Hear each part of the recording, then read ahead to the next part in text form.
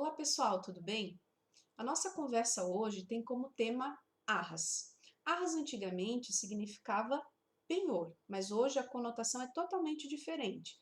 Hoje, arras significa sinal, entrada, que confirma o negócio. E o objetivo desse sinal, entrada, quando ele qualifica as arras, é justamente compensar ou indenizar futuro arrependimento. As arras, elas são uma prévia fixação de perdas e danos para esse futuro arrependimento e consiste na devolução do valor de entrada, do valor de sinal do negócio, sempre que ele for pago em dinheiro ou em bem móvel. Imóvel não qualifica arras, certo? Então, lá na cláusula de pagamento do preço, quando tem entrada, sinal em dinheiro ou bem móvel, e não tem qualquer outra expressão, qualifica arras confirmatórias, com a ideia de confirmar o negócio e compensar futuro arrependimento caso ele aconteça. Mas a ideia das pessoas que pactuam desse modo é evitar futuro arrependimento, certo? Enquanto que nas arras penitenciais, o objetivo é permitir futuro arrependimento.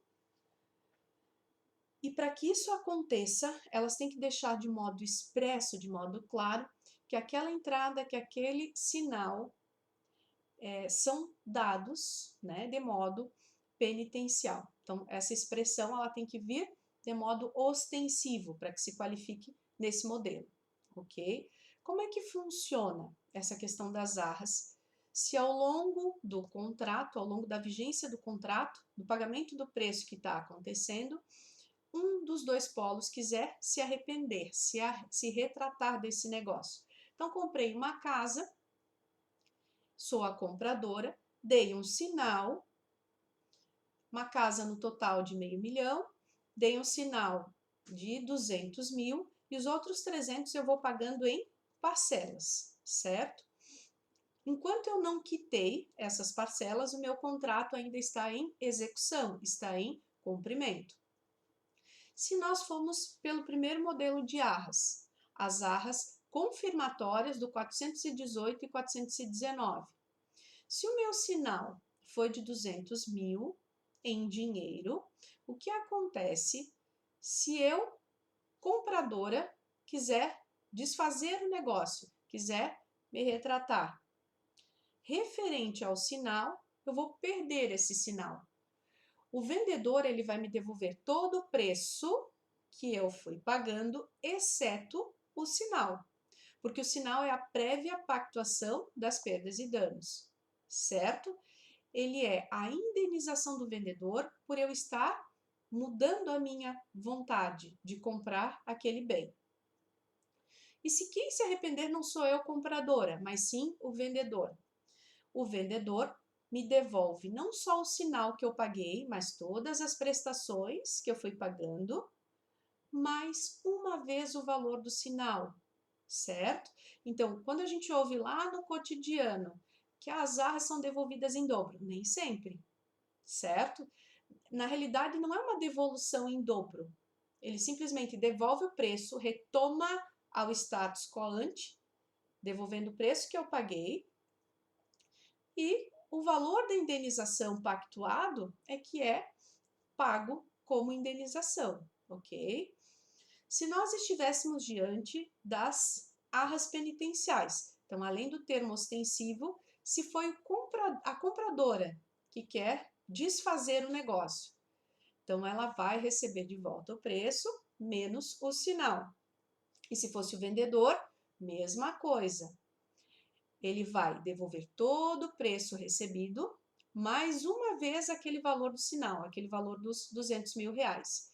Isso quer dizer que sejam arras penitenciais, essa aqui, arras confirmatórias, a consequência é a mesma? Até aqui sim.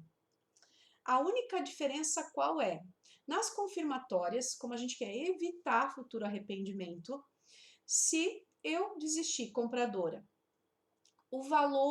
se o valor dos prejuízos, das perdas e danos do vendedor em decorrência do meu arrependimento, for maior que 200 mil, ele pode cobrar indenização suplementar.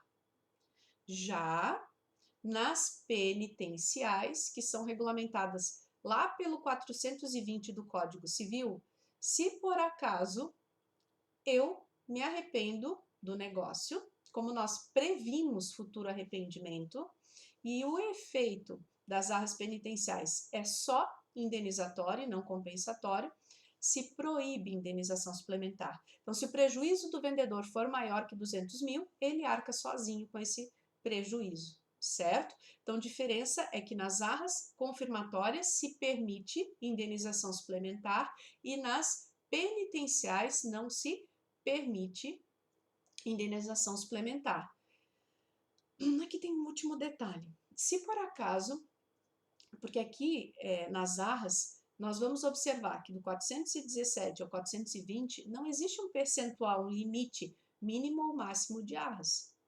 Então, nós poderíamos ter dado um sinal, se o imóvel é de 500 mil, de 450 mil, porque não existe percentual legal, ou de 490 mil dos 500 mil.